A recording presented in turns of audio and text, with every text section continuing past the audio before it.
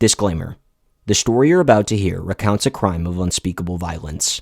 It includes graphic descriptions that may be distressing to some listeners. This podcast is dedicated to the memory of the families who never got to see another sunrise. May their names never fade and their stories never be forgotten. From the Chanute Daily Tribune, published June 10th, 1912. Headline quote, "The Axeman at it again.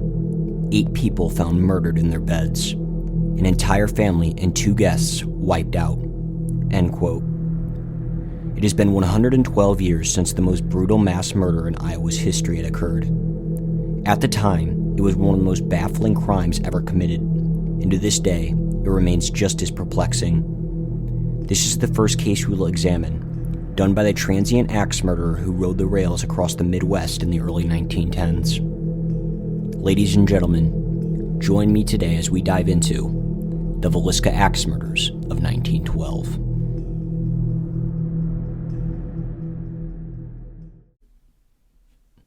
On June 9th, 1912, the small farming town of Villisca, Iowa, held its annual Summer Children's Day service at the local Presbyterian church. The program ran from about 8 p.m. until 9:30 p.m., drawing many residents to the festivities. Though it now carries a darker association, Villisca, located roughly 80 to 90 miles southwest of Des Moines, was once known primarily as a thriving railroad town with a population of nearly 2,500. Among its residents was a family of 6. Husband and father, Josiah, who went by Joe Moore, age 43, his wife Sarah Montgomery Moore, age 39, and their 4 children, Herman Moore, age 11, Mary Catherine Moore, age 10, Arthur Boyd Moore, age 7, and Paul Vernon Moore, age 5.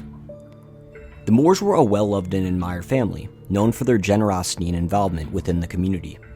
Josiah owned his own implement business, the J.B. Moore Implement Company, which made them more financially stable than most families in town. The Children's Day service was a perfect example of how the Moores actively supported local events. Sarah Moore helped organize rehearsals for the children's performances, which had been eagerly anticipated.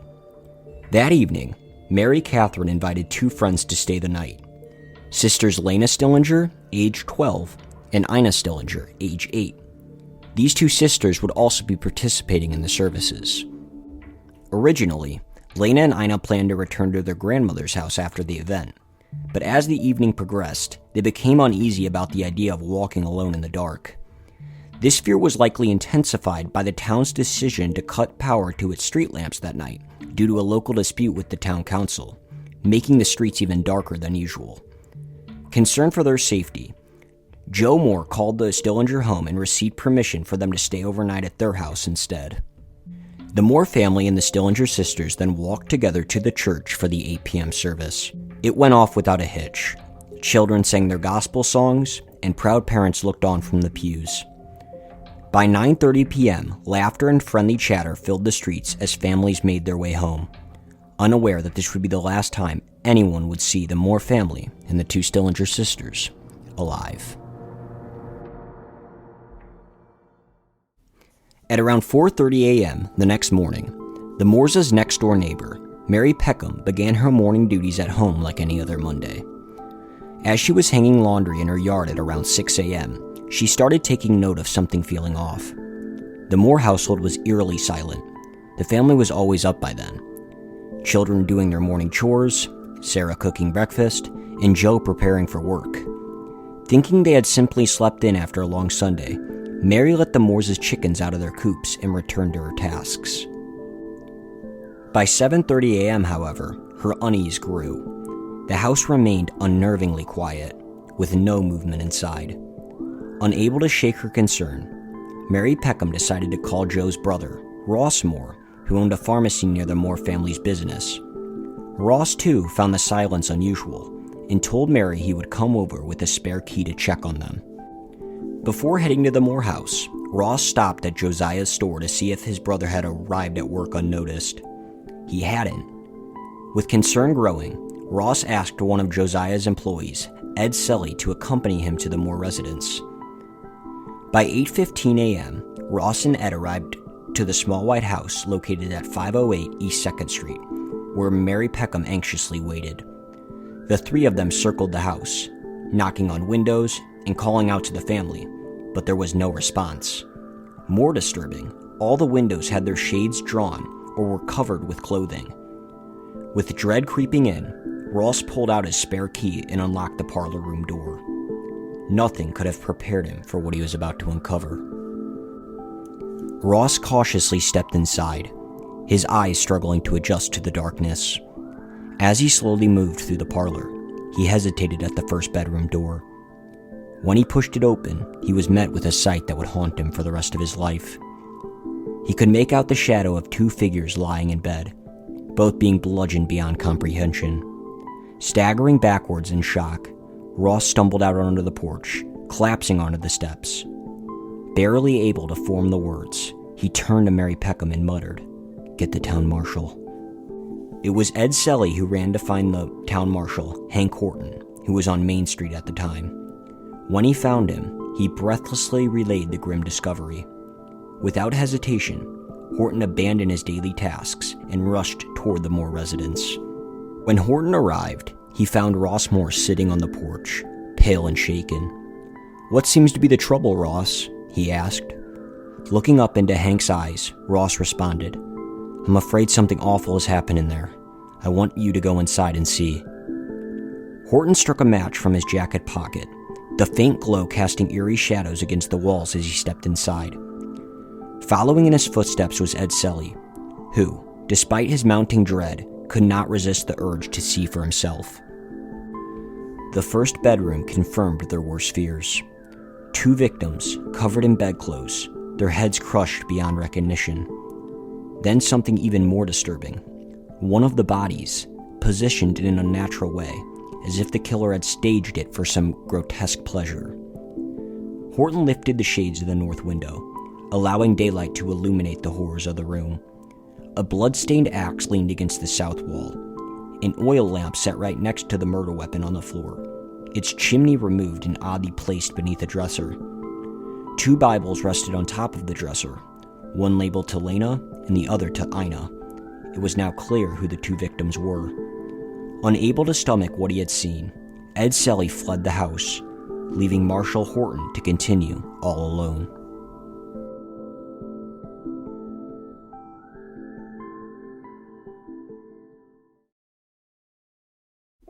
Hank retraced his steps back through the parlor before turning into the kitchen. There, a wooden basin filled with bloody water sat on the counter, evidence that the killer had likely washed his hands before leaving the scene. His heart pounded as he approached the narrow staircase leading upstairs from the kitchen. Clothes hung from the railings, making the already tight passage even more claustrophobic. Each step creaked beneath his weight as he ascended, knowing that whatever awaited him at the top would only add to the nightmare that was unfolding before him.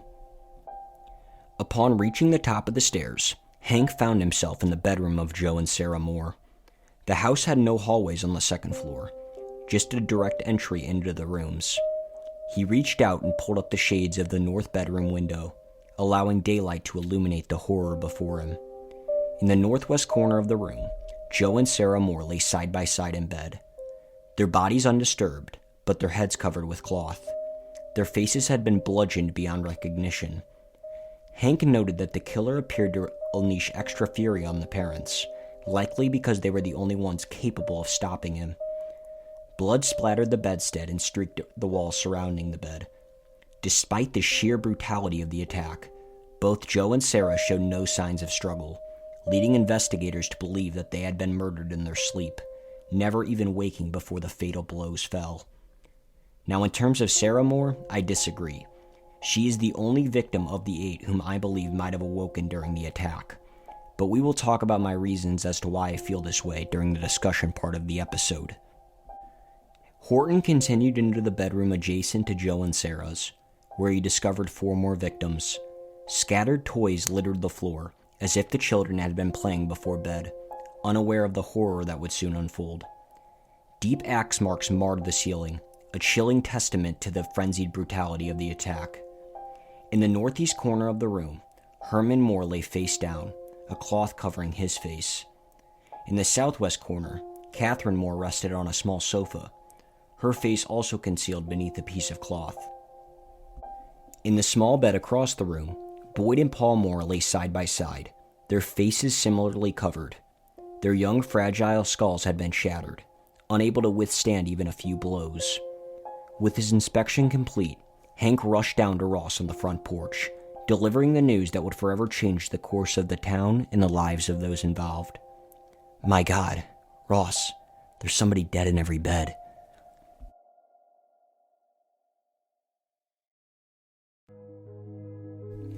After informing those gathered outside the house, Hank Horton rushed back into town to find a doctor. He enlisted Dr. Clark Cooper, who agreed to accompany him to the crime scene and examine the victims. By this point, word of the gruesome discovery was spreading like wildfire, and a growing crowd had begun gathering outside the Moore home. Dr. Cooper followed Horton into the house, beginning his examination in the downstairs bedroom where Lena and Ina Stillinger had slept. He carefully lifted their bodies to assess rigor mortis, concluding that they had been dead for approximately 8 to 9 hours, placing the time of the murders around midnight. As Cooper and Horton surveyed the room, they noted several new unsettling details. The dresser mirror on the east wall had been deliberately covered with a piece of black clothing.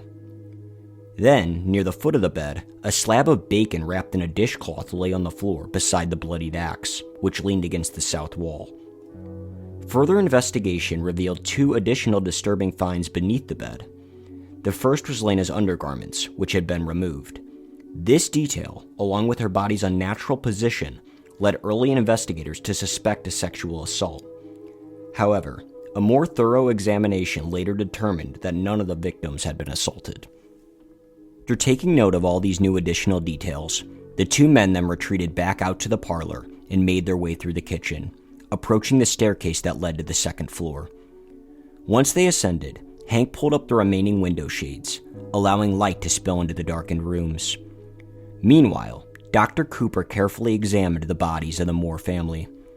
Having already determined the estimated time of death from his assessment of the Stillinger sisters, he refrained from disturbing the victims of the Moore family. With his task complete, the young Dr. Clark Cooper concluded his inspection of all 8 victims. The entire examination had taken no more than 15 minutes, yet it had revealed a horror beyond comprehension. As he stepped onto the front porch, he was met with the sight of an impatient crowd pressing toward the house, eager to see the gruesome scene for themselves. Desperate to stop them, Cooper raised his voice in a frantic plea, saying, "Boys, my God, boys, don't come in here. You will regret it the longest day you ever live." Unfortunately, some of the residents chose not to listen to Cooper's plea. Before we move into the final part of this monologue, it's crucial to understand a key factor that hindered this case, and many others like it. In 1912, most small towns in America did not have an active police force. Crimes of this magnitude were unprecedented in rural communities, and as a result, crime scenes often became chaotic, trampled by curious locals before a proper investigation could even begin. If we assume that the Villisca crime was the work of an early serial killer, whoever this maniac was, he had a perfect method of striking and vanishing into the night. He selected towns that thrived on railroad traffic, but lacked any real law enforcement presence. His process was chilling and methodical. Arrive by train, scout the town, pick a house at random, commit the crime, and then slip onto another outbound train before the bodies were even discovered. By the time anyone realized what had happened, the crime scene was compromised, the town was in mass hysteria, and he was already miles away. No evidence, no witnesses, no trace. Now that you understand the sinister precision behind the work of a perhaps early serial killer, let's dive into the final pieces of our documentation. Fast forwarding to the final key event of June 10th, Hank Horton brought in bloodhounds from Beatrice, Nebraska, hoping to track the killer's scent. The hounds didn't arrive until 9 p.m., and by then, any chance of a reliable trail was slim. With hundreds of people having trampled through the crime scene all day, it was already a desperate attempt. The dogs were first given the axe to sniff, and they quickly set off from the front porch. Nearly 750 to 1,000 townspeople followed, some on foot, others in buggies, and even a few in early automobiles. The hounds led the crowd to the edge of the Nottoway River, where the trail abruptly ended. Refusing to give up, investigators brought the dogs back to the Moore house the following morning and gave them a different item to track. Yet again, they followed the scent straight to the riverbank before stopping. The killer's trail had gone cold. That concluded the events of June 10th. Now let's wrap up with what investigators uncovered about the possible murderer in the first week of the investigation.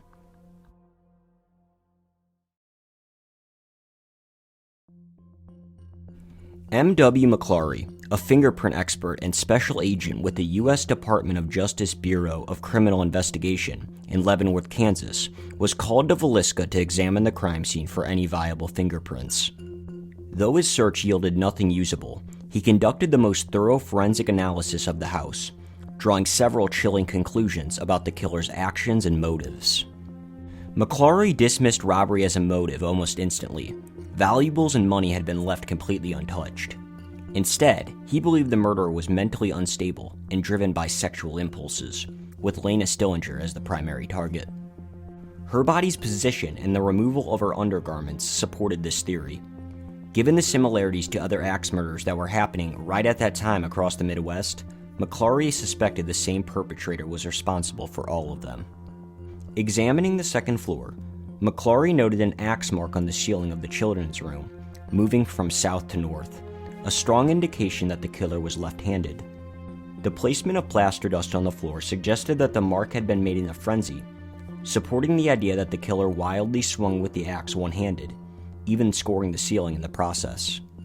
Blood splatter analysis near Herman Moore's bed revealed something even more unsettling. Small droplets were found 3 feet above and behind the bed, positions inconsistent with a direct blow. Instead, McClary theorized that the blood had sprayed from the axe as the killer twirled it above his head, while transitioning from one victim to the next. Based on these details, he concluded that the murderer held a kerosene lamp in his right hand while wielding the axe with his left. Finally, before leaving the house, McClary studied the staircase leading to the second floor. It was narrow and S-shaped, with clothes hanging along the railing for storage. Given the structure of the house, he was confident that only a small man could have navigated the stairs without waking the victims.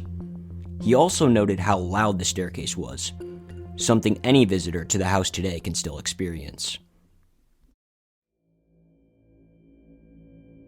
If you've listened this far, you likely have many lingering questions. What happened next in the investigation? Who were the suspects? We will explore all of that in the next episode. The Villisca axe murders remain the most infamous case among the string of Midwest axe killings, and because of that, we'll dedicate one more episode to this case before stepping even further back in time, to the earliest known murder linked to this elusive killer. Okay, and before you continue to the second half of this episode, take a moment. Make sure your doors are locked and your axe is far out of strangers' reach, because you never know who could be lurking outside your home.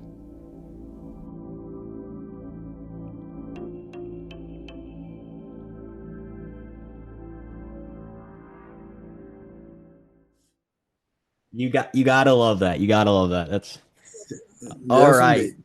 All right. So here we are. I am joined by who I like to refer to as the Michael Jordan of Villisca axe murder. The details of the crime and um, the research he's put in. I would like to welcome Dr. Ed Epperly onto the show to kick off this series. How you doing, Ed? Just fun. Great. Feel good. Yeah, absolutely, absolutely.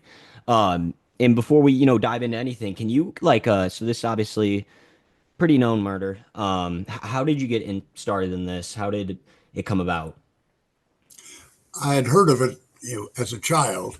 I grew up about 100 miles from Villisca in Iowa and knew nothing about it, just that there was a big murder in Villisca sometime in the past. I was at graduate school. I had two buddies, the three of us, and we're in our last semester of BA for a BA degree, and that was at Iowa State Teachers College. At that time, we were all going to be history teachers. We're all history majors. And that was in the spring of 1956. And we had a paper assigned for an Iowa history course, and It was on a Sunday afternoon. I remember we were driving down the road outside of Cedar Falls, and what are you going to write on? No, I don't know. Nobody knew. And someone said, well, why don't we get a really an interesting topic and talk to the instructor who we knew and see if we can persuade her to let us do a joint paper where we do original research. We would try to find documents, interviews, things like that.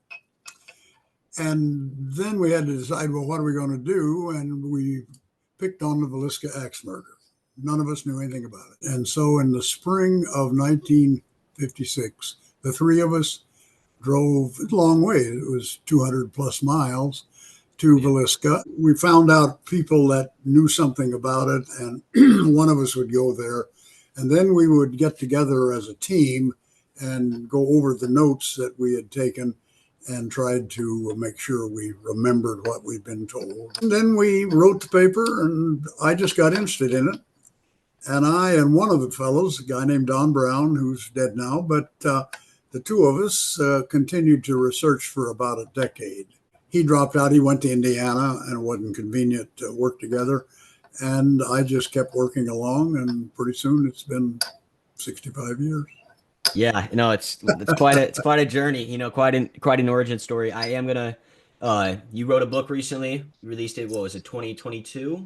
Early 2022? Yeah, I think 22. Yeah, I'd Yeah. have to check. It came out right at the end of 21, and Yeah, because I read it in January the first time I remember. So I'm gonna actually have that link for anyone listening in the descriptions below for all my platforms where to buy it. He does a great job explaining it, showing many historical photos, which is my favorite part of the book, of the people involved, and just a great book. So that will be in the link in the description if it suits your interest.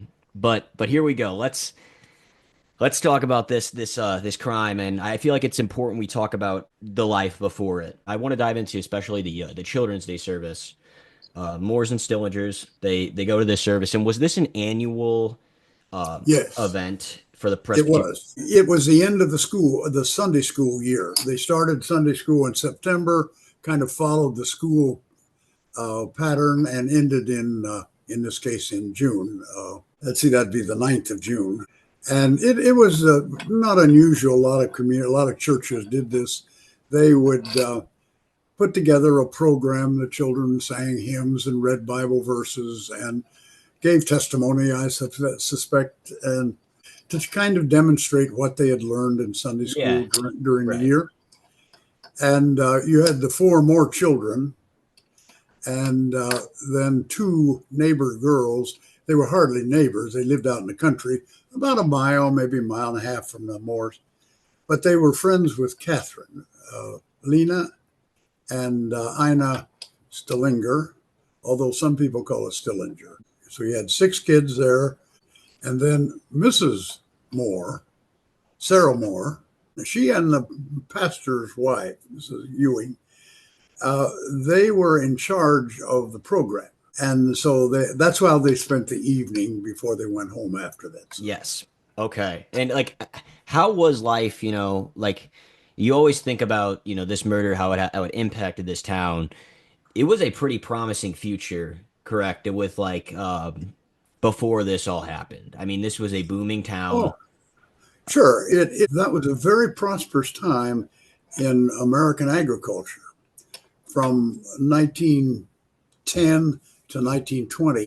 Villisca was a typical agricultural community, somewhat larger than most, maybe close to 2,500 at the time of the murder. Yeah, so wanted to just ask that real quick, and now I want to go into there were some things I didn't mention in this monologue because I felt like it would have been better to talk about concerning stuff that happened that night outside of the house. Two little things.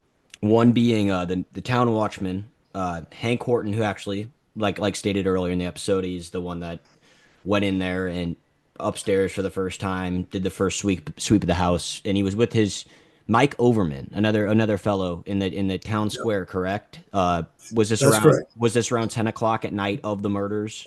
Or Not that late. Not that not? late. Okay. It was deep dusk. I would guess at 8:30, Okay. Maybe 9 o'clock. That's an interesting story.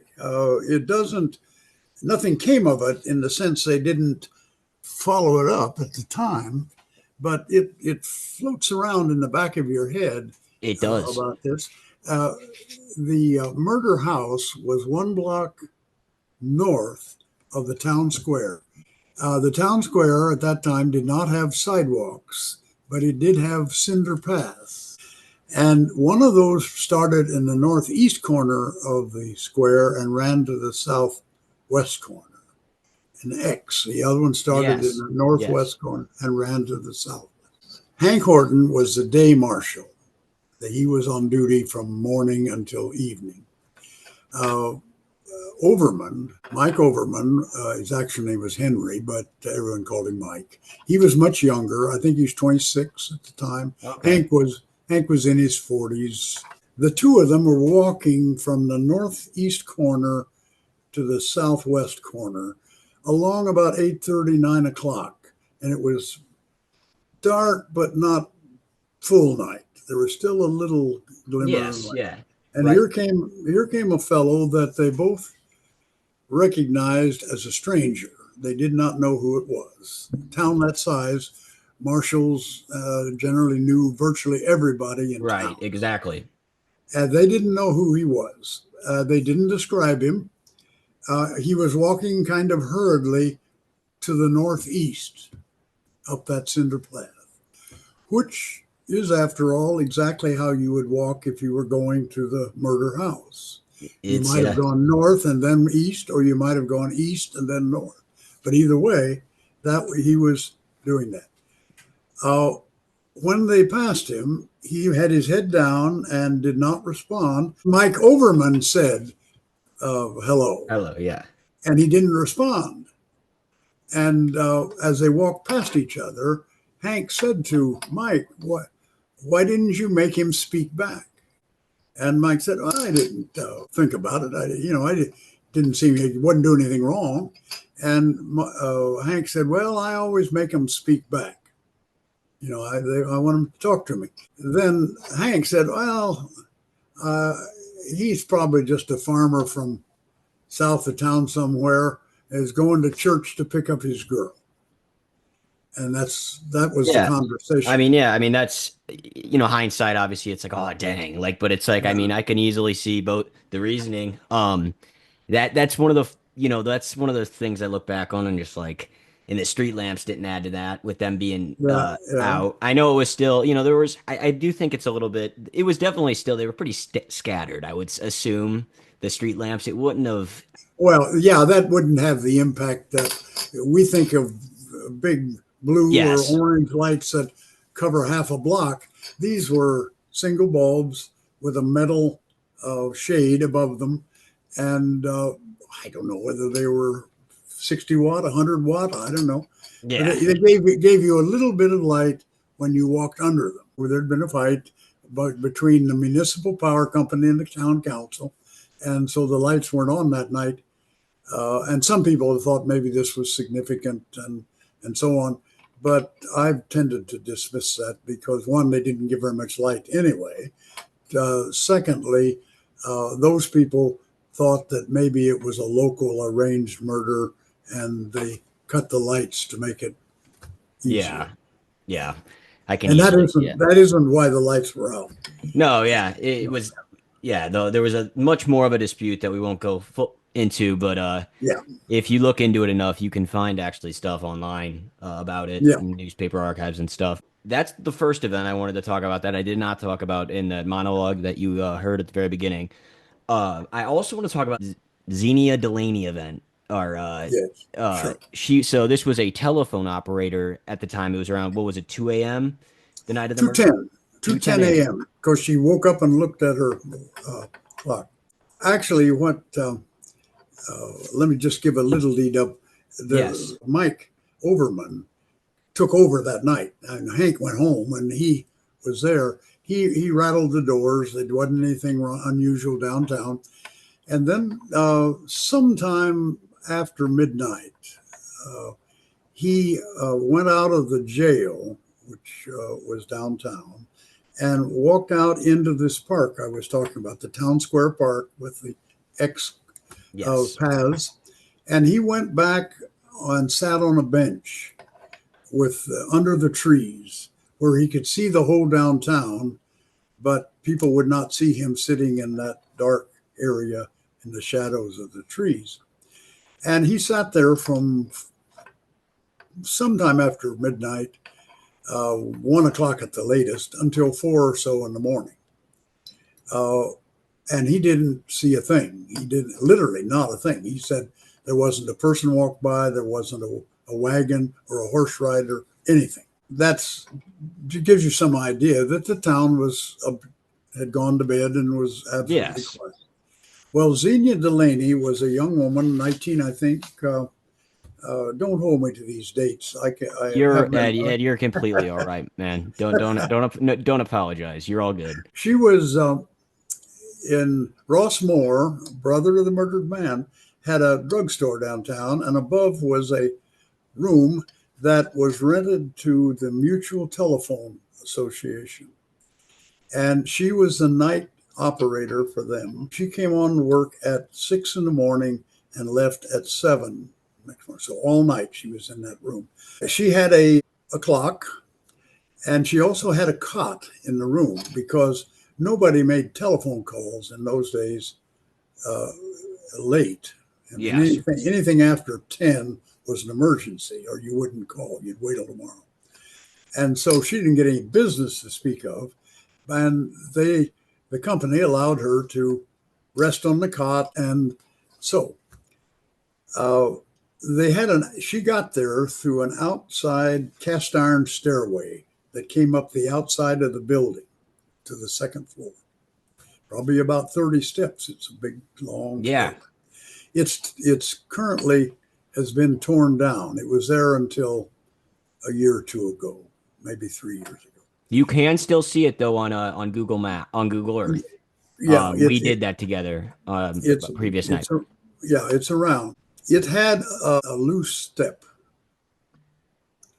and she was awakened by that step creaking when someone. It's made out of iron, and when they stepped on it, it creaked. So she knew somebody was coming up the steps. And she lay there and she heard the outside door turn. I've gone this route years ago. And there's an outside door, of course, new door probably from what they had. Yeah. And she could hear that open. And then she could hear footfalls. And I want to pause you real quick right here because I knew about this one before I talked to you, but I never realized he got in. So he got in the building on side in a hallway. So he's in a hallway and he goes walking, keep going. I just wanted this. It was a private apartment when I went through it. It was no longer a telephone exchange, but it had not been changed from the way it was described. But she heard the door open, and she heard footfalls in the hall quietly, she said. And then there are 3 steps from the hall up to this apartment area. It had a banister and all that. And now she's lying there there's a night light on. She's lying on her cot, and she watches the doorknob turn. Now the door was locked, so it didn't let the killer in, but it was tried.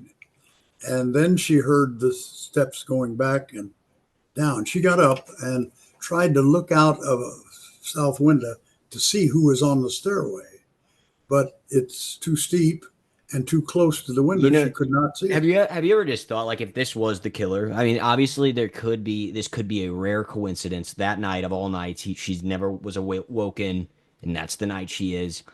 And I just want to say for the viewers, this wouldn't be the first time that if we're assuming that this is a serial killer, this wouldn't be the first time that he would try to kill 2 different households in one night.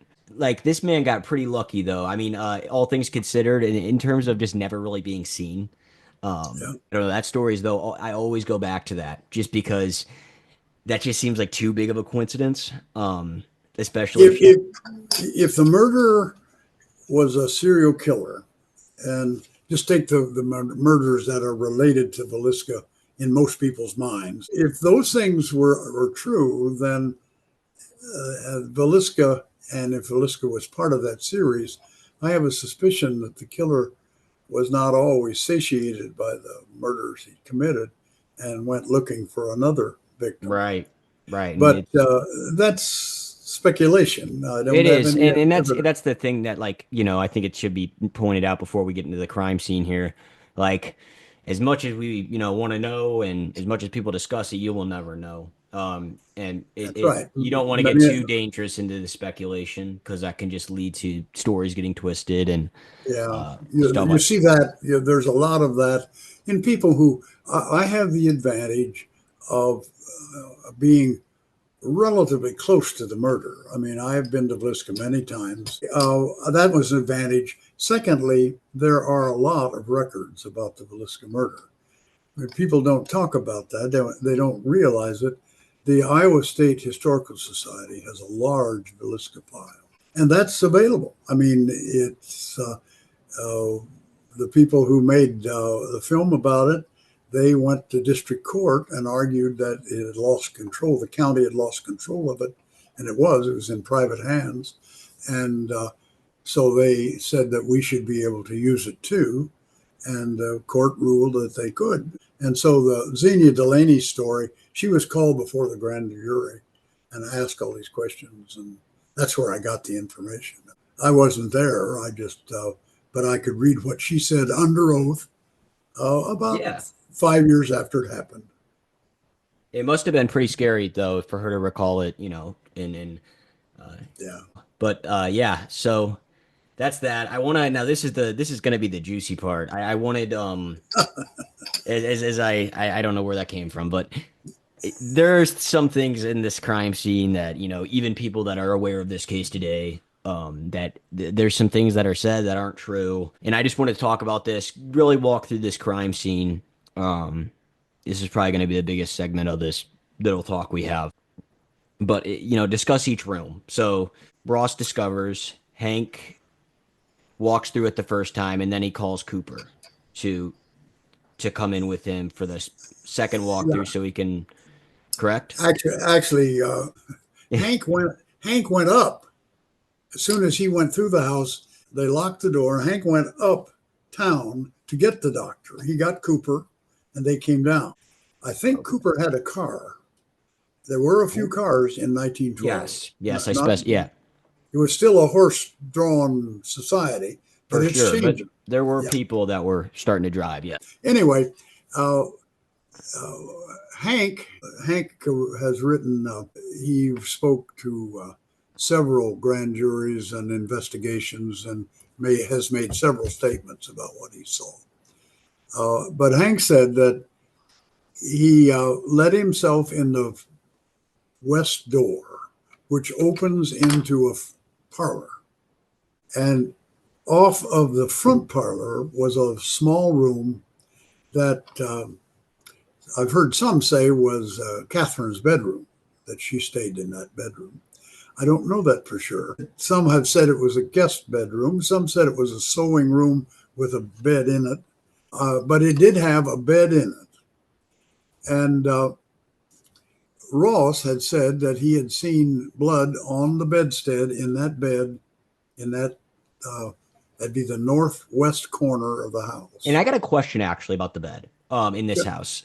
So I've tried to figure this out. Is the bed, so the bed right now where it's located in the house, isn't it is it the wrong way? Yes, Because it is. it is. Okay, so it was. I don't know Yes. why, but it is. I was watching one of your documentaries when you were younger. You went through the house. That was in a film made about it. Yes. And Yeah, I never knew that. So like the bed is actually, instead of going straight when you enter the room, it's more yeah, toward. Yes. Okay. yeah. The door in the room is on the south side, south wall, and when you open that door, that's what Hank did. He went in the front in the parlor. There were no lights. They had no electricity, and they weren't equipped with electricity. And so he struck a match because as he said, the house was dark as night. Some people have said the lamps were burning. There were no lamps burning when the marshal went through. It's possible that somebody lit a lamp later. He was very clear about the house was pitch black. I mean, it was dark because Hmm. all of the shades were down completely to the sill, and even the glass in the front parlor door had been covered with a black skirt. I mean, this was a dude that went out of his way, whoever did this, to just almost like I almost sometimes feel like it was yeah to have privacy, but like it's almost like a ritual, like to Yeah, go that in depth of covering even like mirrors that no one yeah, looks through. It's very strange yeah, behavior. yeah. In Villisca, the killer spent a lot of time preparing the house so it would be sealed, and we, I assume that was because he stayed in the house for quite some time. Yeah. Uh, Oh man. uh, anyway, Hank went across there, pushed open the door, and he could see the blood. The bed ran north and south in that room. That now the people who have the house open, they run it east and west, and there was a lyre back dresser on the east wall, and the killer had taken a piece of clothing, a black piece of clothing. There's a picture in the book about it, and had draped it over the mirror. It's a pretty casual drape. He kind of threw it over the mirror. Looks very. Now I do wonder, Ed. I wonder if someone that walked through that house touched that. Don't you think? Like, It's very possible. was it just one mirror, or was it all the mirrors in the house? Do I you? can't Do answer that. I can't. I've heard both. okay. I don't have any clear answer to that. They're claiming now. I think most people that it was the mirror upstairs was also covered. Yeah. But that would fit the idea of a ritual action in Victorian times when a corpse lay in the house. You covered all the mirrors. A lot of superstitions related to Yeah. mirrors and death and things like that. So I think that the feeling of all the mirrors being closed, that was more symmetrical to that explanation. But I don't remember any of the doctors talking about that mirror upstairs being covered, and they don't talk about I didn't really know for sure whether there was a mirror, but I guess there was a mirror on a dresser upstairs. My own idea about the covered mirror is that the killer didn't. Well, let's get to the bodies first. He pulled back. Hank Harden pulled back the cover, and here were two females. One was obviously a child. She was sleeping on the west side of the bed. She had one eye that was open and had not been damaged. The girl, though, on the east side of the bed, on your right as you walk in the room, Yeah. on Not the she, not the wall side. This is just the open. yeah, here's the dresser. Here's space between the dresser and the bed. Here's this girl. She was the only person that it looked like for sure that the killer touched. Um, she had been struck in the head. Both of them been struck in the head. In fact, all 8 victims. No blow struck below the neck. Everything was in the head. With the blunt side of the Blunt, axe. blunt side of the axe, except Hmm. for Mrs. Mrs. We'll get Moore. to that. We'll Yep, get to that. Yeah. we'll get that in a bit. She was found with her undergarment, bed garment had been removed and had been thrown under the bed, and her nightgown was pulled up above the waist, so she was naked from the waist down. She was about a third of the way down the bed. She wasn't up on the pillow where the little girl was, but had been pulled down. She was lying on her right hip with her left leg brought up over her hip, leaving her genitals exposed.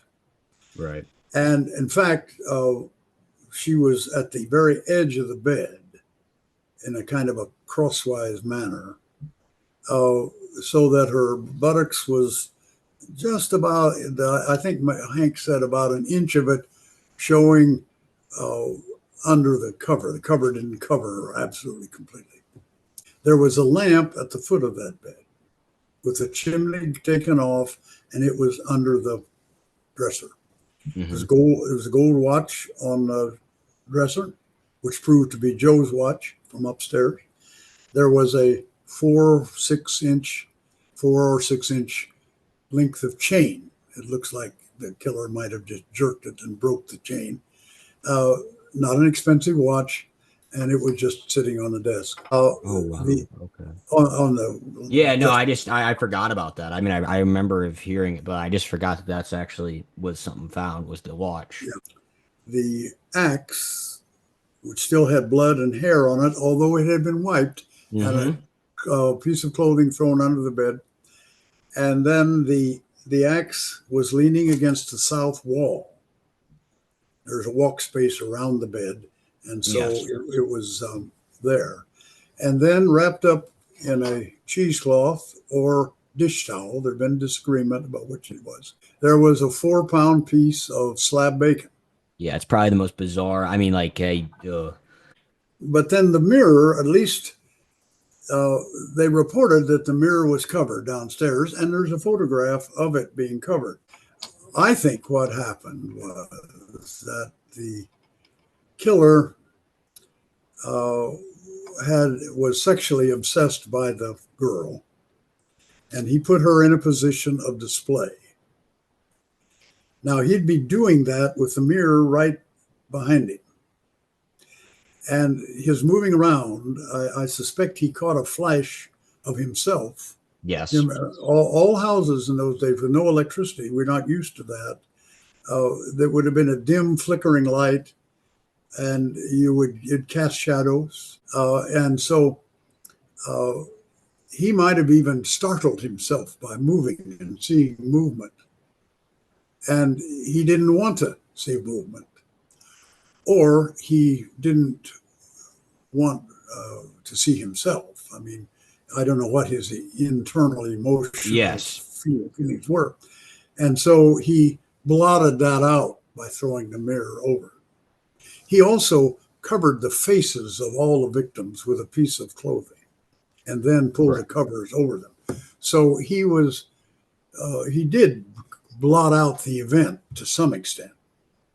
Now, whether he thought that would make it more difficult to find him or I don't know what. Doesn't seem rational. But what seems probably the explanation for that in my mind is that he wanted to turn them not into living humans who he had killed, but kind of lumps in the bed that, just the cover over them. What's the theory on the bacon? The bacon was absolutely confounding to the police and to the public. People saw it. It was so confounding that there was disagreement if there was any bacon at all. But there's no question, all of the doctors that went through, Hank Horton, are absolutely clear that there was as they said it, about a 4-pound piece of slab bacon wrapped up in there. They did disagree. One said cheesecloth, one said dishcloth. Basically, the easiest way to remember that it was wrapped and it was there. They were pretty confident, although it was poor forensics, but they were still pretty confident that it was from a larger piece that was in their pantry. They looked at the bacon in the pantry, and they looked at the bacon that they found at the scene, and they assumed that they came from the same piece that they'd cut. They were cut, yeah. The killer had gone in and cut it off. You would have thought that they would have taken it in and laid it down and see, does it fit perfectly? They could have done that. If it came from that thing, it would have been the same size as that slab. But I don't have any record of anybody ever doing that. And they assumed that, well, the one in the bedroom had to come from the pantry. That's where. Right. Some people had speculate that the killer brought it with him. He was a tramp on the train, and he was carrying this piece of wrapped bacon because that's all he had to eat. And it seems like there was a kind of a ritual putting it. I mean, it was wrapped up and tied. It, but that's one theory. That was a theory that was offered. Some people thought that he was a tramp, and he stole it. He went in and cut it off and wrapped it up and was going to take it with him. But he either thought better of that or he forgot. He got so excited, confused, upset, angry, whatever, that he just walked off and left it. Those two were the only theories that were entertained by anybody. That went on from 1912 until the summer of 1917. And in the summer of 1917, they had arrested a suspect and they were trying to build a case against him. When I say they, I meant the state of Iowa Attorney General was. Thank you for keeping that name classified, though. I appreciate that. I appreciate you, buddy. I thought that we'll get into that next episode, guys. Yes. Yeah. Okay. Well, anyway, this person had a record, and the Iowa Attorney General wrote a letter to a man named Thacker, George Thacker, who was the head of the Oregon Prisoner Aid Society. The Iowa Attorney General knew of him, and he thought he was significant enough to get an opinion about it. And so he wrote a letter in which he described the scene, and he described the suspect and asked this fellow, can you fit these two together? I mean, can you make a case for for this guy being the killer with his personality background and the scene that you find? And the guy wrote back, it's just a one-page letter, handwritten. I've got a copy of it, in which he said that he was supportive of the candidate as a killer. Yes. But he said the crucial piece that puts it all together is the bacon. He said that bacon, fat pork, meat, in prisons is often used as a masturbatory aid. It's wild. Oh man. And he constructed the scene is that everyone was dead. He undresses this girl, so to speak, displays her, and he stares at her. And that's why he's got the lamp where he does. Mm-hmm. Covers the mirror so he doesn't disturb himself or doesn't see himself for whatever reason. And the bacon he rolls into an artificial vagina, which he then uses to masturbate as he looks at her. And that's why he killed everybody, so he could get her to be still and pose for him. He had tried to do that in other situations unsuccessfully, and now he had an opportunity. It was a spur of the moment. He had a reputation as a window peeker, and he was peeking in the window when those children were going to bed. And he just decided if everyone in the house were dead, I could look at her all night if I wanted to. And I cannot wait to share this person with you guys in episode 2. He was quite the character. Let's just say that. Very interesting man. But anyway, that's how he explained the bacon. Let me go on upstairs. There's a stairway that leads from the kitchen up. It's an S curve. You start out going towards the west, you turn, go straight up. Correct. Yep. Turn west again. So it's got an S curve in it. And that there are no complete rooms, closed rooms upstairs. There are 2 rooms with a partition between them and a closet in that partitioned room. And that's in the south room. We'll get to in a moment. But at the head of the stairs, you get up on the top step, There's a railing, and then now I don't know if there's a railing in there those days. I'll bet there was, but I don't know. Uh, there is Joe and Sarah's bed, and it runs east and west, just the reverse of the one downstairs. Yes, yeah. Sarah was on the north side of the bed. Joe was on the south side of the bed. They were lying side by side on their backs, uh, basically unmoving. Basically, they were just there. And the killer had struck them both in the head. And there's very strong evidence that he came back a second time. And I did not mention this. I was going to ask you about this. I did not mention this in my monologue because I didn't know how to describe it. Yeah, I did not know. In some of the things now, they claim there was a dresser on the south side of that bed. I can't answer that. I can't remember reading in a document that tells me that. In testimony.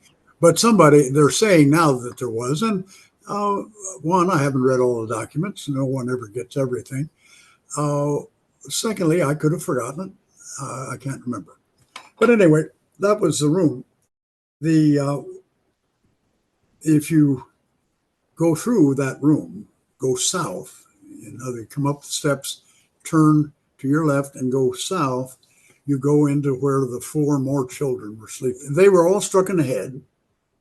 None of them gave any evidence of moving. It looks like they were struck once. Now, it did a lot of damage to the head because their heads were immature. Yes. The youngest was 5 years old. Right. I mean, can't even withstand more than one. Going back then to the adult room, the killer, pretty confident the killer came back because when the killer struck, blood from Joe ran across the pillow and off the bed, and Sarah's shoes were under the bed, and the blood ran into one of her shoes. It had a lot of blood in the shoe, but when it was found, it was upside down and there was blood on the sole. But and someone said, yeah, well, people went through the house, somebody kicked it over. But the blood had long since coagulated before the house was opened and people got in. You're right. So right. there was no blood dripping to get on the sole. So that had to happen that night, and the killer knocked it over. The other piece of evidence is that Mrs. was the only one struck in the face. And I want to talk about this because I don't know if you remember, you listened to obviously my monologue. I sent it to you. I'm a big believer, and I know we've talked about Sarah more. One of my things I would die on a hill on is it doesn't make sense to me. Her where she was struck on her head, it paints the picture that she like shot up in bed. And could be. And the way this killer is, if we're suspecting this is an experienced killer, I almost envision it. He's using the blunt part. She's sparks up. He's kind of like, okay, we need to just for sure. She flips the axe, bam, knocks her on the top side because wasn't her like describe her in particular because I think she woke up. I think you make a very strong case that she might have even sat up in bed. Several people speculated at the time, people who went through the house, some doctors, that perhaps she had awakened. And the reason they said that they gave was that she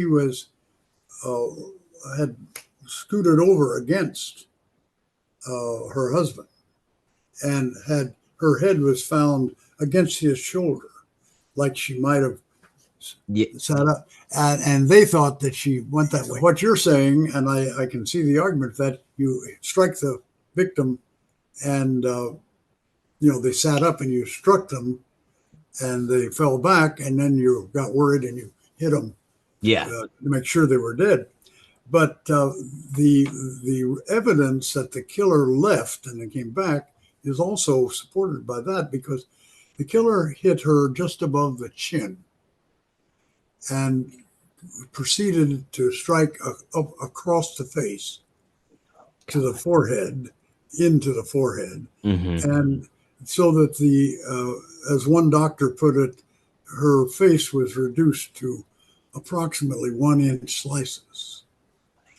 And one of the reasons that people didn't really comment on that, apparently, is that she apparently looked fairly normal when left alone, because the face stayed together, so to speak. But Mm-hmm. you could open it like an accordion if Isn't that you wild? I mean, tried that's to. just It's a terrible thing. Uh, but the key factor was that there was no blood in those cuts. That's another reason why people didn't notice it, because they didn't bleed. That suggests that she was already dead and the heart was no longer and functioning. and have you The ever blood thought, had Ed? drained out. And that's I think she's the I don't know, the more I study this case, I just always go back to Sarah Moore. I think it says a lot about this killer because if we look at it from a point of she awoke and they're like pretty much so documentation states they're like 1 inch cuts.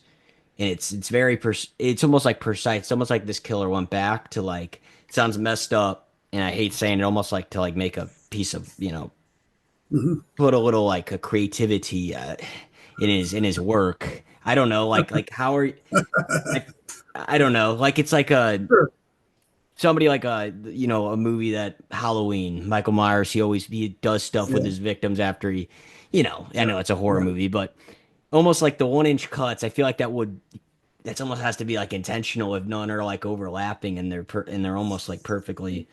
Well, it definitely was intentional, because Joe was everything from Joe, from the chin up, was gone.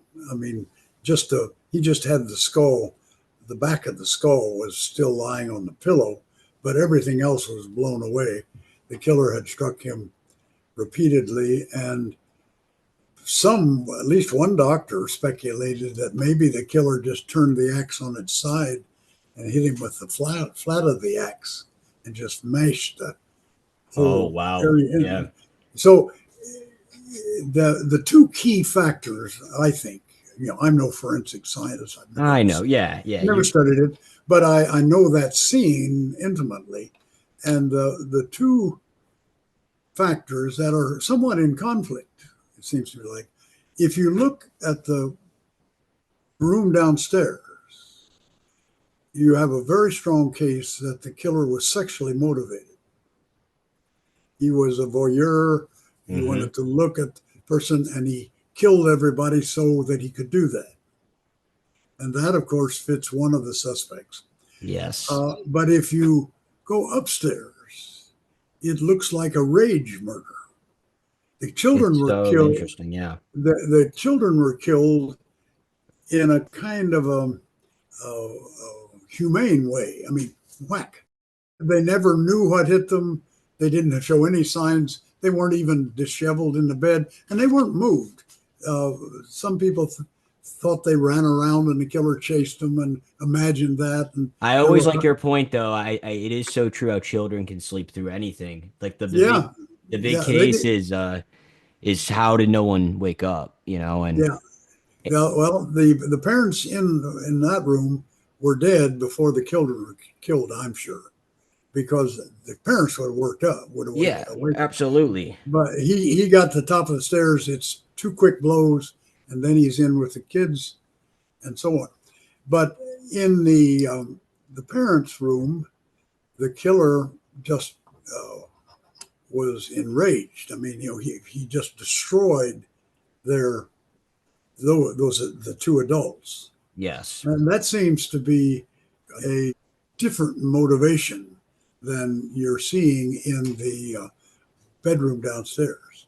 And Yes. I can't resolve that. Maybe someone who is an expert in these kind of things would, oh, that's common, that It a person strikes out, and it's a rage murder, but they also like little girls.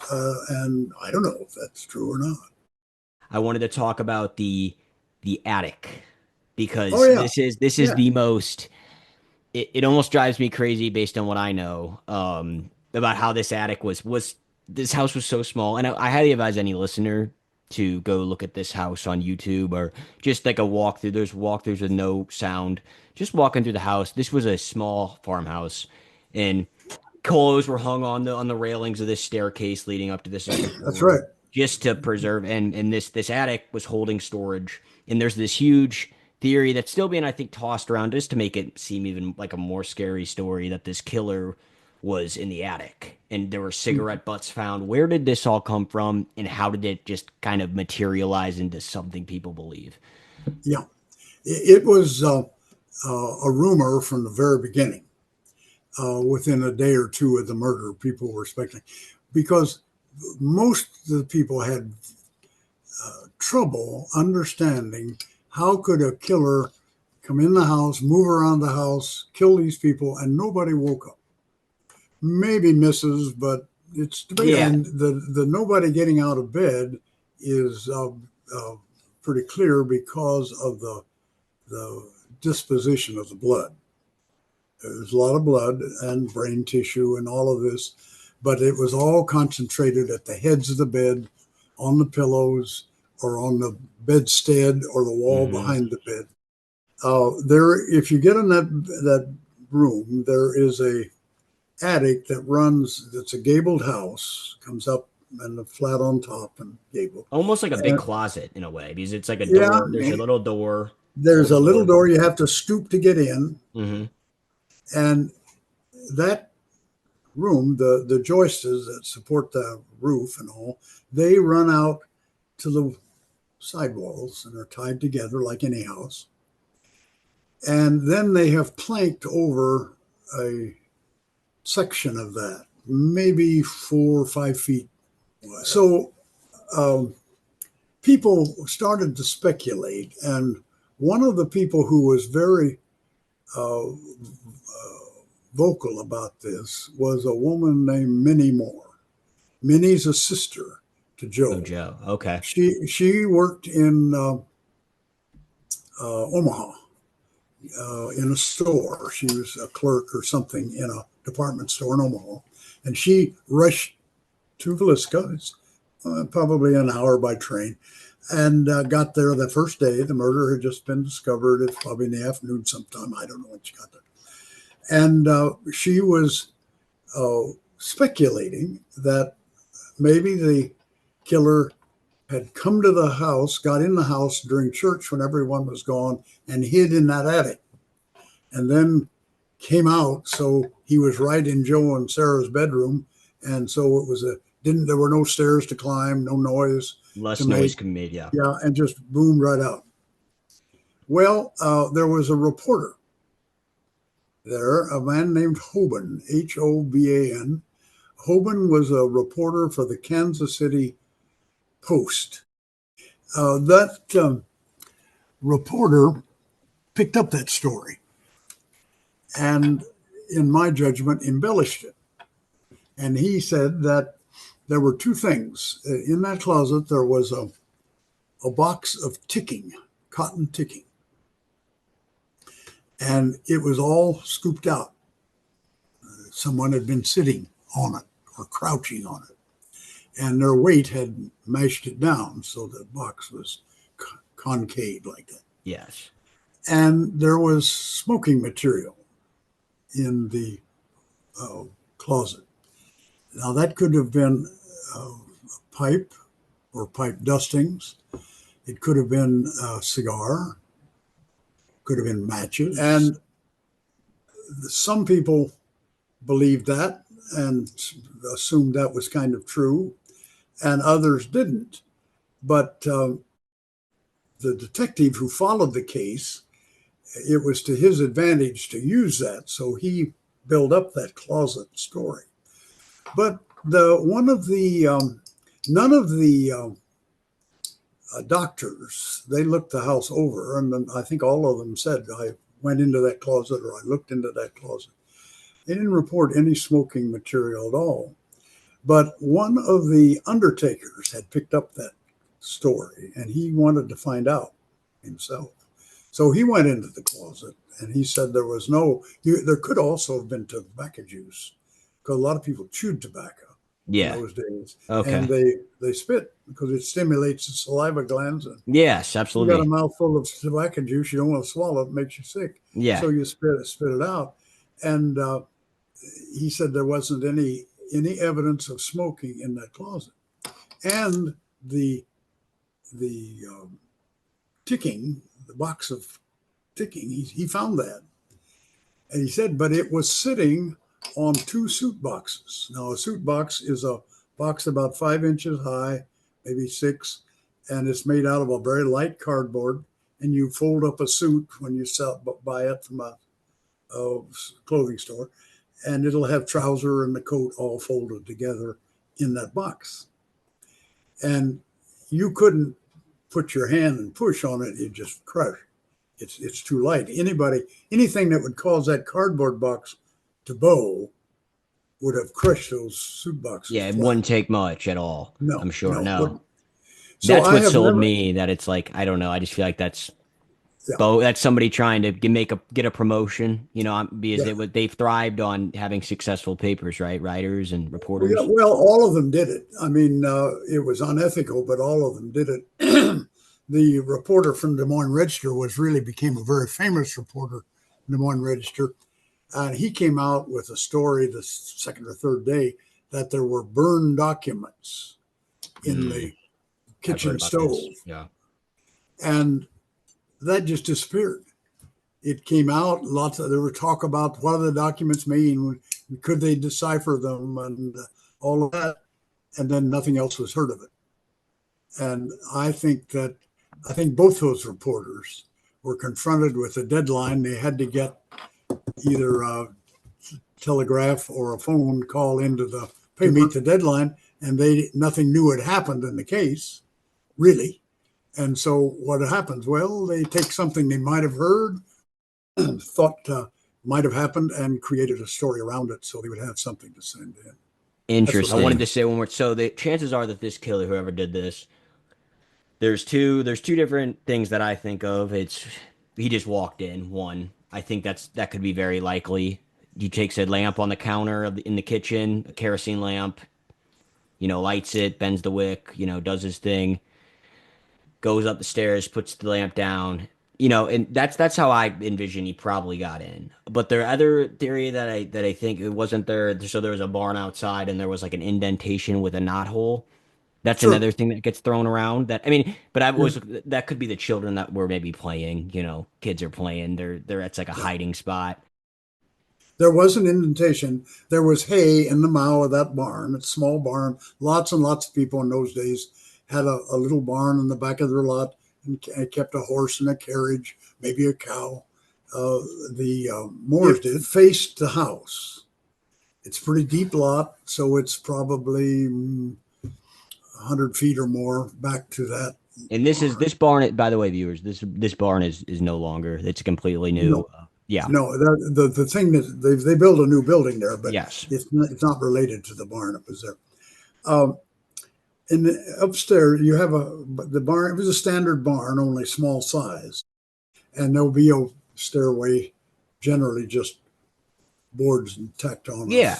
you climb up it, A ladder. and Yeah. then there's it's a ladder stairway, and Hmm. then you would have a second floor, and the second floor would have a large opening like shutters. So there was hay in that place. It wasn't a lot of hay, but there was a pile of hay that was at that opening.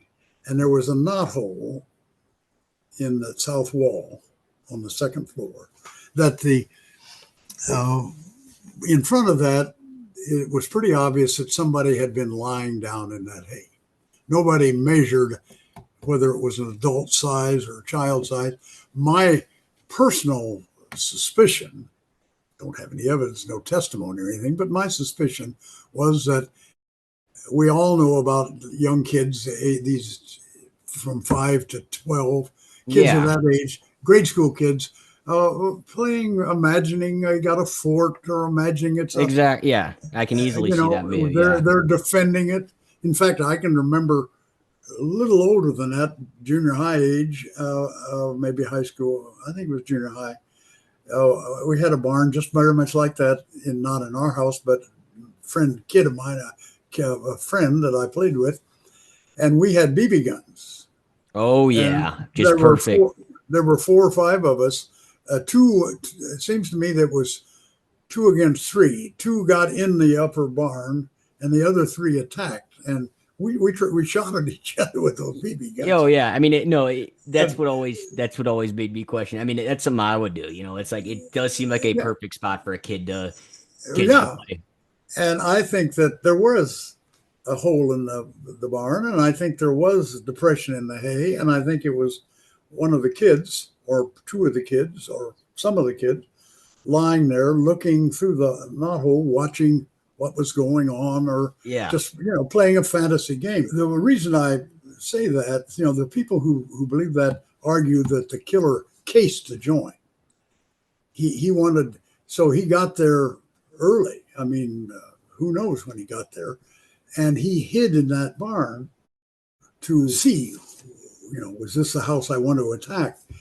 That seems to me to be. I think there's a lot of suggestion that it was an impulse murder. exactly. Yes. The killer may have been searching for And a it house. doesn't fit the memo of if we believe that this is a linked crime. It doesn't really fit the memo of everything of the other No, murders. not certainly not the man from the train, who seemed to try to move fast and get in and get out fast. Yeah, Uh, and it doesn't fit the community. If he came in on the train, it's 8. I've measured it. I mean, I've driven. It's 8 blocks from the closest point on the railroad to the house. That takes you through a pretty long residential area. You pass several houses. The idea that he came in the day before, or he came in even the afternoon of, something like that, that's hard to believe, yeah, because uh, there are 1,000 eyes on the street in a town like that. And it's not that they're suspicious, they're just everyone's right there. And and it makes sense. Yeah, it makes sense. if anyone new is in town, they know each other. I mean, I was, as a high schooler, we knew that there was an old car in a garage down the street, other part of town, a friend and I, and we knew it was a very old car, and we wanted to see it.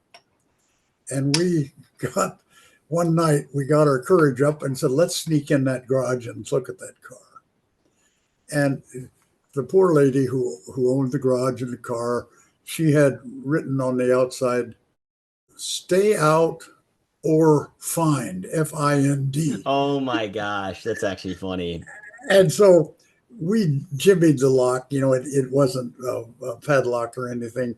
We stuck a thing in and got a hold of the lever and pulled it open and got in. And it's one of these old car, nice car, probably a 1920. All of a sudden, she caught us. She came and I'd never seen the woman. I don't think. And she read the riot act and looked me right in the eye and said, "You're Ed Epperly's boy, aren't you?" I mean, she knew me, but Yeah, I didn't know her at all. That's the nature of those kinds of towns. yeah. It's It's small it's town. hard. It's hard to sneak around. Well, I mean, but it's one of those things too. It's like even if he was like this was, it's a very interesting where the Morehouse is. It really seems inconvenient that that's the house that if it is a that's the house he chose. I think personally, if it's that kind of a killer, if it's a serial killer, uh, I think he felt that he was being guided. I mean, God's hand, or the devil, or some exterior force that he either thought he understood or didn't understand, but he knew it was. And so he was looking for a sign. And I have no idea what that is, what that would be. It might be, to give you an example of what I meant, it might be a weapon. See, the killer never brought a weapon with him in any of his murders. Always of opportunity. Always Yeah, looking it's for a a weapon. weapon of Yeah. opportunity, and maybe that's what gave him the sign. If he their axe was in the backyard and would be visible from the street or things like that, it might have been some kind of evidence that there was a child there. He might have been interested in killing a child, and I don't know what that would be either. But there might be something in the yard that tipped him off, that caused him to know this is the house. Right. It might have been just the fact that the house seemed absolutely deserted as it was from 7 o'clock until Yeah. we got home at 10. But probably it could have been that there was no light on in the house and anywhere. And he came in at 12 o'clock, got off the train at 12, and he got there at 10 after.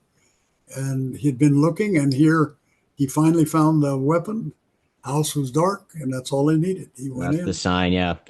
It's crazy, and like I said, it's all speculation, but and now I want to get to the final bit here.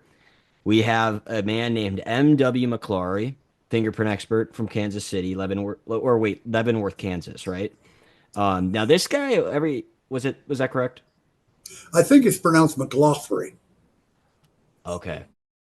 I think. Gotcha. So yeah, this dude was, I mean, every time I read this story, I am the fact that we're not going to get into the story of why there's no crime scene photos, but this man was pretty much, I look at this man as very thankful that this man, he was a very smart man. He sounded like, He was. the closest thing you can get with what they were working with in the time period with very He, experienced. yes, he was an assistant warden at the federal penitentiary in Leavenworth, Kansas. And they called him the day of the murder, and he came by train the next day. Unfortunately, he was drunk when he got there. I wanted to add that in my monologue so bad, but I'm like, nah, it's just too much I can't because that's just a He could hardly get off the train the way I reconstruct it. He had to be helped, and they took him out to the Stillinger house to talk to the Stillingers, but he was too drunk to get out of the car. And oh, so, this guy and was so, blasted, man. and so, yeah, he was. And so they took him to a downtown hotel, and uh, he spent about 6 hours drinking coffee and getting Sobered up. fully. Yeah. Yeah. Yeah. And he did finally, though, do the only forensic examination of the scene. Now, the bodies had been removed. Nothing else. The house had not been cleaned. But anyway, McLaughlin got there, and when he was sober, he went down, and he looked for fingerprints. Well, anyway, he came in and he looked for fingerprints and could not find any. I think that's because their system was much cruder. What they really looked for was like a blood fingerprint on a hard surface or on a glass surface, and Okay. they could photograph that. So he couldn't find any of those clear fingerprints, but he made a meticulous analysis of the scene, particularly of the blood spots. Hmm. He's the one that found that there were in the south room upstairs. There An were act. cuts. There were cuts in the ceiling where the killer had swung the axe and struck the ceiling, and there was blood on the axe, and it flew off of the axe across the room a ways. It was going north into a closet where the door was open, and not a lot, a blood spot or two had gone all the way into that closet and was on the back wall of that closet. He found that. And then he measured, well, here's the cut. And from the way it's curved on the ceiling, that the killer was left-handed. Hmm. Now, that's what it's based on, was the way he saw the cuts in the ceiling, that it came in with a left-handed swing, not a right-handed swing. And so The second element of that was the beds were all around the outside of the room, but the cut in the ceiling was in the center of the room. And he experimented with the axe, I'm sure, which he had. And if you hit the ceiling, you would not hit any bed. There was no way you could hit a bed. You were separated from it. He also, in that south room, didn't think that the killer would have reached the ceiling. If you were swinging an axe, that's something I've done, by the way. If you're swinging an axe, you think of the axe as being 3 feet long. Yeah. And your arms are 2 feet long. And so you have this vision of you swinging it like this. Yeah. And that's like. But in reality, you generally swing it, your hands are below your shoulder and you bring it over. So it's Correct. It's maybe that high. Maybe it's that high above your head, 2 feet above your head. And he didn't think it would hit the ceiling. What he thought was that the killer was holding the axe in his left hand. And maybe he was holding a lamp, maybe not, but he was holding the axe in his left hand. And he was swinging it, as he put it, in a frenzy of excitement. And that's just when every time I hear it, it's just such a chilling, like. Yeah. And now, if you believe it was rage motivated killer, his excitement was he was going to get to go back and now smash these people into complete oblivion because he had everybody killed. Nobody's going to wake up and run out the front door and then he's going to be chased by dogs and caught. He now was excited. If he was the killer who wanted to look at this girl to his satisfaction, he can't now. He's ready. He's killed the children last. Everyone else is dead now. There's no more rooms, and I'm home free. Right. So that's the way I interpret it. In the other room, there were also cuts in the ceiling upstairs, Joe and Sarah's. And those looked like they were made by the butt of the axe when he brought it back from striking the victim. They might have been caused when he was striking the mother in the face, blade first and then the butt. And this will make way. This just it makes so much sense when you see this house, how it is, and that makes sense. That could potentially be for sure. But yeah, that was anyway. That was he knew that had been done then, the cuts in the ceiling, because there was powder, plaster dust was lying on the beds where he had hit the ceiling. So, I mean, that's the scene that we got to work with. Yep, and that's I mean, it was a really thank you for coming on. And you the final question I think I have, this is it, is like to conclude, like why is Villisca, and outside of like how it's become like a paranormal spot, people of interest, even if you exclude that, why do you think the Villisca crime, if we assume that it was a linked case with other murders that were happening, why do you think this is the one that is remembered the most and is often looked at? People know of it that aren't even. Yeah.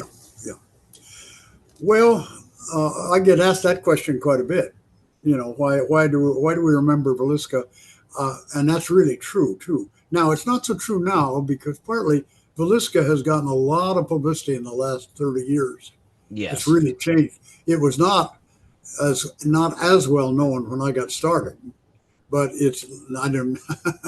I'm not saying that I made a contribution, but lots of things happened. No, I get yeah, I get you. I got plenty to think about that. That sounds kind of no. I had a contribution, but what happened in Villisca was that the town, like all of the towns, was just completely devastated and angered. There was a great cry for justice.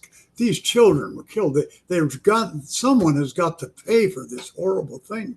This is beyond all imagination that anything like this could happen in a town like this. where we don't even lock our doors. No, we haven't had a serious violent crime in years. And the last one we had was a case where a husband killed a wife in a domestic quarrel. So the town was just completely devastated. And that was true in the other towns when those murders occurred. But the people in Villisca was a very popular, well-known couple. The father of the murdered woman, Sarah, was a wealthy farmer, relatively wealthy farmer. Yeah, yeah. For the time, and Joe's family had been there. Joe's father had fought in the Civil War along with his three brothers, one of whom had been killed, and in the Civil War, and the Moore family was known and respected. They were on the way up. Joe was a young 43 years old entrepreneur, and was developing an implement dealership and hardware store. So you had all of that. They were active in the church. They were active in the social groups of the town, and then the children. So in their frantic effort to catch the killer, they first thought it was a serial killer moving from town to town, and they didn't catch him, and they kind of threw up their hands in despair, because how would they ever catch him? But anyway, without that kind of evidence, what do they do? And they turn to a local person who shall remain anonymous at this time. Yes, sir. That person, he had motives for being angry at Joe, but this stretch of saying he would hire a murderer to kill all of the family, and inadvertently the two visitors, never rang true to anybody who wasn't just desperate to solve the crime, to get justice. And then there was a detective that got involved in that, and he exaggerated that position. And so a whole series of trials developed, and there was a slander suit and 2 trials for murder and several little trials, suits, and little spin-off things that got solved pretty quickly. There was an adultery trial that happened, and so on. That kept it boiling on the top burner for over a decade. Yes. The last trial was, I think, in 21, maybe it's 22. And then it had been such a case, it was such an important cold case, that the Des Moines Register ran a big feature article about every 20 years at least. In 1930, they ran a 3 sequence feature on the murder, rehashed the whole murder. And consequently, in 1945, they ran a big feature article. About 1987, they ran a feature article. So they've been, they've kept. It's a kind of thing that after a number of years, somebody's sitting around, what in the hell am I going to write about? I got to write a feature. And yeah, boom, it comes up. And I do think more. And I do think it helps. And this is just going to hint towards the night. There is one person that we spoke of that we talked about with the bacon who was being tried. I think he's probably the only one in like any of the cases where he actually makes a really good argument for at least for being involved in Villisca. He would have been convicted, in my judgment. And I think anybody who looks at the evidence and doesn't know anything else would have, like a jury, would have convicted him. As the prosecuting lawyer, who would be expected to say, men have been hung on a lot less evidence than this. Yes, very true. You'll get into that some other time.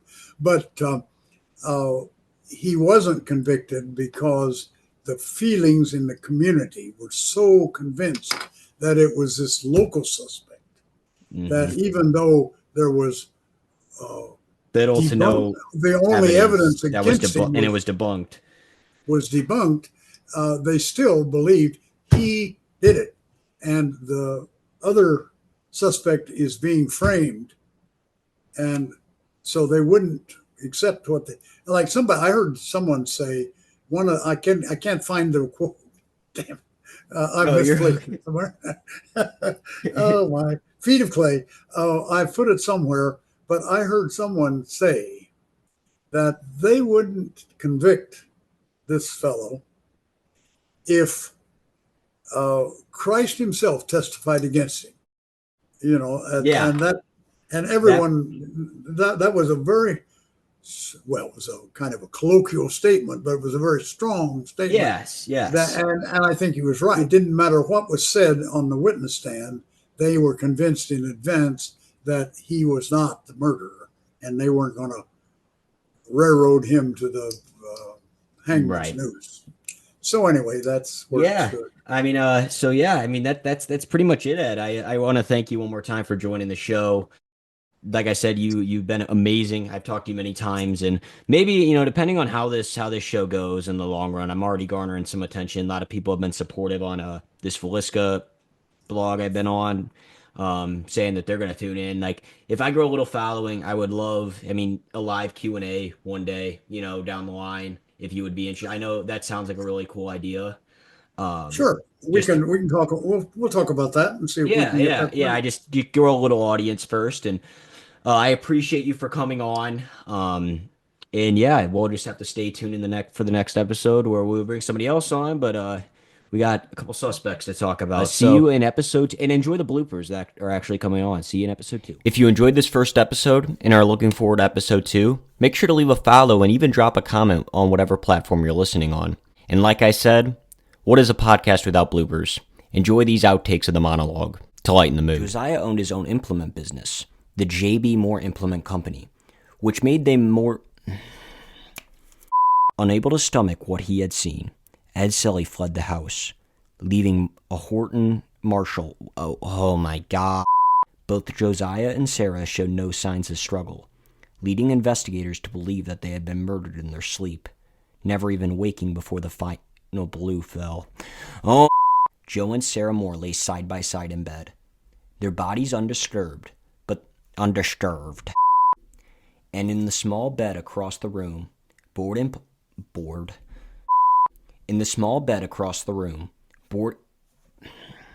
assess rigor mortis, concluding that they had been dead for approximately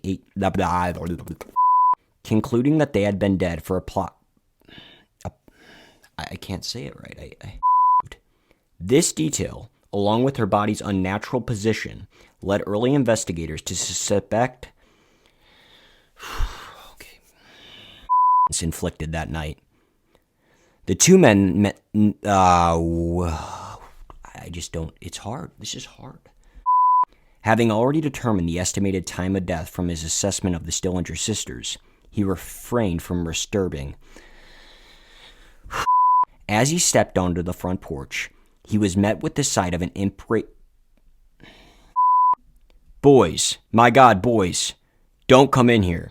You will regret it for the longest day you ever lead. Yeah, my voice acting skills are trash. Before we move on into the final part of this monologue leading into our discussion, it's crucial to understand. Okay, so before we move on into the final part of this monologue leading into our discussion, it's crucial to understand. I cannot say it. Though his search yielded nothing usable, he conducted the most thorough forensic analysis of the house, drawing several. Instead, McClory theorized that the blood had sprayed from the axe as the quiller. The Villisca axe murders remain the most infamous case among this string of Midwest axe killings, and because of that, we will dedicate one more episode to this case.